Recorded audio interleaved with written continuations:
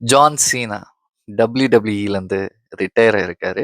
எப்பயும் never ever give up அப்படின்னு சொல்லக்கூடிய மனுஷன். அவரோட கடைசி மேட்ச்ல டேப் அவுட் பண்ணிட்டு போறத பார்க்கும்போது, என்ன மாரி எத்தன பேர் கண்லருந்து தண்ணி வந்துச்சு அப்படின்ட்டு சத்தியமா எனக்கு தெரியல.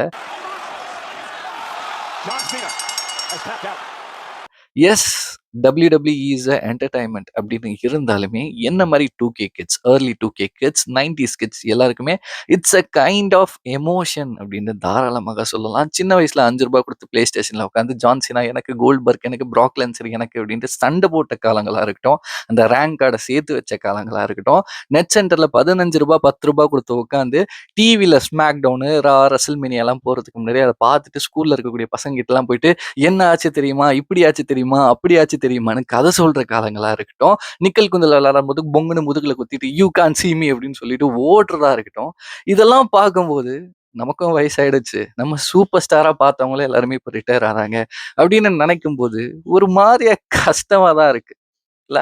ஒரு மாரியா இருக்கு. But anyways super star will be super star. Super star யாராலயும் தோற்கடிக்க முடியாது. சூப்பர் ஸ்டார் எப்பயுமே சூப்பர் ஸ்டார் தான் அப்படின்றதோட இந்த ஒரு வீடியோவ முடிக்கிறேன். இத பத்தி நீங்க என்ன நினைக்கிறீங்களோ மறக்காம என் கூட ஷேர் பண்ணிக்கோங்க. பாய்.